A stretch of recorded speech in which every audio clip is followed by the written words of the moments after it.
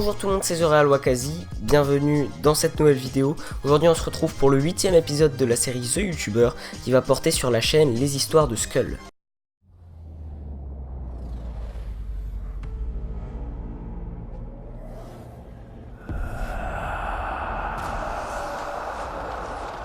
Les Histoires de Skull est une chaîne créée le 3 février 2016. C'est une chaîne spécialisée dans la creepypasta qui sort environ 2 vidéos par semaine. Et pour ceux qui ne sauraient pas, une creepypasta c'est une légende urbaine, une histoire d'horreur. Je l'ai connu avec sa vidéo N'allez jamais dans un ancien McDonald's qui date d'il y a 8 mois. Je suis sûr que beaucoup d'entre vous sont habitués au nouveau McDonald's, celui qui a été remodelé. Et que vous êtes habitués aussi au McCafé. Mais est-ce que vous vous êtes déjà demandé pourquoi ils ont commencé à remodeler les restaurants ? Je trouve qu'il narre très bien ses vidéos et c'est très agréable à regarder. Concernant son montage, il y a des images pour illustrer ce qu'il dit qui s'agrandissent. Et de plus, il y a un effet un peu de grésillement comme ça, ce qui rend le tout très mystérieux et flippant. Avec sa voix et son montage, on est à fond dans l'histoire et c'est très agréable à regarder. J'avais découvert les creepypasta avec la vidéo de Farod sur Suicide Mouse, qui date quand même de 2014, putain que le temps passe. Et je me souviens à l'époque, cette creepypasta elle m'avait vraiment marqué, j'avais tellement flippé. Pour en revenir à Skull, il tourne ses creepypasta sous forme de témoignages, ce qui rend le tout encore plus réaliste. Aussi pour les dialogues, il nous donne un effet de résonance qui fait un peu flashback comme ça, et ça nous fait rentrer encore plus dans la creepypasta. Je vais alors demander conseil. Oui, j'aurais aimé un hamburger. Qu'est-ce que vous me conseillez ? Ai-je demandé. Eh bien, tout dépend de ce que vous aimez, monsieur. Alors il fait des histoires sur des thèmes variés, il y en a vraiment plein, donc je vais pas tout vous énumérer. Je vous conseille de vous rendre sur sa chaîne si vous voulez voir tout ce qu'il fait. Mais par exemple, il fait des vidéos sur des objets, donc par exemple un burger, sur des lieux comme par exemple McDonald's, sur l'espace même, comme par exemple avec sa creepypasta sur Mars. Et encore plein d'autres, je vous ai pas tout énuméré sinon ça serait trop long, mais si vous voulez plus d'informations sur son contenu, je vous conseille de vous rendre directement sur sa chaîne qui sera en description. Comme vous allez le voir dans l'interview, il dit que un tiers de ses creepypastas sont écrits par lui-même. En tout cas, globalement, c'est une très bonne chaîne que je vous recommande. Bien, maintenant passons à la deuxième partie, l'interview. 1. Pourquoi avoir choisi le pseudo Les Histoires de Skull ? Alors ça vient d'un jeu vidéo en fait, principalement du nouveau Metal Gear qui est sorti sur PS4, Metal Gear Solid 5, et j'étais fasciné par les skulls qui étaient présents dans le jeu, qui étaient les principaux antagonistes on va dire du jeu. Et mon ami Malsain, celui qui a fait les musiques sur la chaîne pendant un certain temps, a fait une sorte d'avatar dessus, et avec mon visage. Mais depuis ce jour-là, j'ai utilisé cet avatar-là quand je racontais mes histoires sur mon blog. Et ça m'est venu tout de suite les histoires de Skull, du coup ça pour faire une petite référence à l'œuvre de Kojima. Et du coup ça se prononce Skull ou Skull ? Oh ça se prononce un peu comme on veut, y a pas de souci. 2. Pourquoi s'être lancé dans les creepypastas ? Alors j'ai toujours été passionné par les creepypasta depuis c'est Ben Drowned, c'est ça. Depuis cette creepy là j'ai toujours été passionné. Celle qui m'a vraiment mis dans le truc, c'était Candle Cove, et qui date d'il y a pas mal d'années quand même maintenant. Moi, celle qui m'avait marqué, c'était celle de Suicide Mouse à l'époque, sur la chaîne de Farod, parce que c'est comme ça que j'ai découvert les creepypastas. Ah oui, il y avait l'époque aussi de Suicide Mouse, c'était dans l'époque là où il y avait Candle Cove et Ben Drowned. En fait, toutes les creepypastas sortaient les unes après les autres et on se demandait tous si c'était réel ou non. Et je me souviens que Candle Cove m'a fait vraiment réfléchir à l'époque, j'étais encore un peu naïf. Et j'adorais le principe d'une émission hantée que seuls les enfants pouvaient voir, et ça m'a passionné. Et je me suis dit un jour j'espère en écrire aussi, enfin pouvoir en publier au moins sur mon blog. Et petit à petit, il y a des gens qui m'ont demandé, en voyant mes histoires sur le blog, d'en faire sur une chaîne YouTube ou sur des sortes de petits livres audio sur des sites. Et je me suis lancé du coup. 3. Comptes-tu faire des collaborations ou des featuring ? Alors j'en ai déjà fait, donc avec certains la connaissent, en ce moment elle prend énormément d'abonnés. C'est Daenis Horror Story. J'en ai fait aussi avec Mademoiselle Maclipsta. Avant on formait, c'est toujours actuellement, mais on est un peu moins nombreux dans le groupe. On forme les Compteurs de l'étrange, donc qui constituent Daenis, moi, Lucie Fantastique et Mademoiselle Maclipsta. Et on fait souvent des featuring ensemble, on collabore très très souvent ensemble. Mais je continue à faire des collaborations aussi avec les plus petits youtubeurs, que ce soit l'Entre de l'étrange ou Stupéfiant Creepypasta aussi. Dès que la voix me convient sur une de mes histoires, je recrute sans hésiter. 4. Écris-tu tes creepypasta? J'écris environ un tiers de mes creepypastas sur la chaîne. Il y a une playlist dédiée à ça qui s'appelle les creepypastas que j'ai écrites, je crois, et qui constitue 30% de ma chaîne actuellement.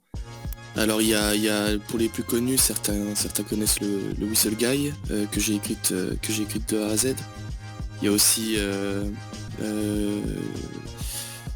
Il vous regarde dormir, ou par exemple les histoires sur les psychopathes tels que Silence ou j'ai oublié un des noms. Le plastiqueur, pardon.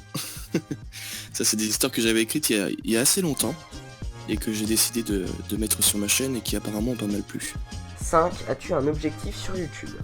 Alors quand j'ai commencé, il faut savoir que j'en avais pas du tout. J'ai commencé ma chaîne en me disant allez, si je fais 1500 abonnés, ce sera très bien. C'est même beaucoup moins que ça, je visais beaucoup moins haut. J'étais juste très impatient de partager mes histoires personnelles. Et ça a pris une ampleur démesurée. J'étais vraiment content de voir que les gens appréciaient. Du coup je me suis dit je vais continuer, parce que s'il y a un truc que je préfère hormis écrire, c'est raconter des histoires. Et du coup c'était l'occasion jamais. Donc mon objectif principal, on va dire que c'est... je sais même pas si j'ai vraiment d'objectif. Je continue ce que j'aime faire, et du moment que ça plaît aux autres, j'arrête pas. 6. Quel est ton logiciel de montage? Alors moi j'utilise Vegas principalement, mais ça peut arriver que j'utilise d'autres logiciels beaucoup plus rarement. C'est surtout vu que je suis assez soucieux du détail. Il y a certaines options que Vegas ne propose pas, que j'utilise sur d'autres logiciels. Ça peut arriver que je me serve de Filmora par exemple. Mais sinon au niveau du montage visuel, ce sera Vegas, et du montage audio c'est Audacity. 7. Combien de temps passes-tu en moyenne pour réaliser une vidéo? Alors là-dessus je suis assez rapide, d'ailleurs les autres compteurs me le font savoir. Je mets très peu de temps. En fait c'est la plupart des personnes qui montent leurs vidéos réfléchissent quand ils sont devant la vidéo, quand ils sont devant le logiciel de montage. Moi généralement c'est pour ça que je vais être un peu plus compliqué. Si une histoire m'inspire pas, je la fais pas, et elle peut m'inspirer des jours plus tard. Tandis que tous les conteurs ont une certaine régularité et sont généralement inspirés quasi constamment par les histoires qu'ils lisent. Moi il me faut du temps, par contre j'ai pris énormément d'avance sur la vidéo qui m'a inspiré, puisque j'ai réfléchi déjà au montage plusieurs jours avant même de le commencer. Et donc du coup je gagne un temps fou sur le logiciel, et vu que je connais très bien Vegas, j'ai cet avantage là aussi, et ça va assez vite. Je peux prendre environ 2 heures pour un montage, voire les 3 heures s'il fait au-delà de 15 minutes, dans ces eaux là. 8. Penses-tu faire une facecam un jour? On m'a demandé assez souvent si je comptais faire une facecam. Alors dernièrement j'ai posté une photo de ma tête pour apaiser les gens, parce qu'il y a beaucoup de mes collègues qui font des facecam, et du coup j'étais un petit peu à la traîne. Pour dire tout à fait vrai, je crois qu'il n'y a plus que moi et Mademoiselle Maclipsta qui n'ont pas encore fait de facecam, et du coup j'ai laissé une photo. Mais oui, je compte faire des facecam prochainement. 9. T'est-il déjà arrivé de flipper à cause d'une de tes propres vidéos? Alors il y a le Whistle Guy effectivement qui m'a fait pas mal flipper, et pas que moi. Il y a une de mes collègues aussi qui a eu ce problème. En fait la musique qui a été composée par Malsain et les images des dessins qui ont été faits par Sky.cut ont tendance à me revenir souvent en tête, et souvent quand je dors ou quand je fais une sieste. Et d'ailleurs ça m'a pas mal inspiré, ces petits rêves, ces petits moments de panique que j'ai ressentis dans mes rêves, pour la suite qui devrait normalement pas tarder à arriver sur la chaîne. Elle est en production, et je réfléchis à quand la poster, je pense que les gens attendaient cette nouvelle là parce qu'ils m'ont demandé plusieurs fois. Mais oui, le Whistle Guy est en préparation, la suite du Whistle Guy est en préparation, elle est déjà assez bien avancée. 10. Quelle est la creepypasta qui t'a le plus marqué? Donc ça peut venir d'une de tes vidéos ou de quelqu'un d'autre. Alors, celle qui m'a plus marqué, je pense que c'est Candle Cove. Pardon. Pour des raisons, comme j'ai expliqué tout à l'heure, j'y ai vraiment cru à cette creepy. Enfin, j'y ai plus cru que toutes celles que j'ai lues jusqu'à là. Et ça m'est arrivé de mettre le téléviseur en marche, alors que je n'étais plus un enfant, c'est censé toucher que les enfants. Et pour essayer de voir l'émission. Mais comme je vous dis, hein, j'étais plus jeune, j'étais pas un enfant, mais j'étais plus jeune et très naïf. Et pour finir, est-ce que tu pourrais dire un petit mot d'outro pour la fin de la vidéo? Eh bien, déjà à tous mes abonnés, si vous avez vu cette vidéo, n'hésitez pas à vous abonner à la chaîne de The Real Wakazi. J'espère que j'écorche pas ton pseudo. Et bien sûr aussi, merci à tous ceux qui me laissent des gentils commentaires, qui me motivent tous les jours à continuer ce que je fais. Pour moi, c'est presque un rêve éveillé de pouvoir enfin partager mes propres histoires et vous raconter celles des autres. C'est quelque chose qui me passionne énormément. Et chaque jour, à chaque réveil, je regarde les commentaires avec tellement de plaisir que voilà, j'ai pas trop les mots, je sais pas trop comment exprimer ça, mais c'est vraiment une expérience qui me chamboule toute ma vie et dans le bon sens. Merci à tous. Bon et ben voilà les gens, c'est déjà la fin de cette vidéo, j'espère qu'elle vous aura plu. Un grand merci à Skull pour avoir accepté l'interview, merci beaucoup. Si vous avez apprécié cette vidéo, n'hésitez pas à mettre un petit like, à partager, commenter et à vous abonner si c'est pas déjà fait.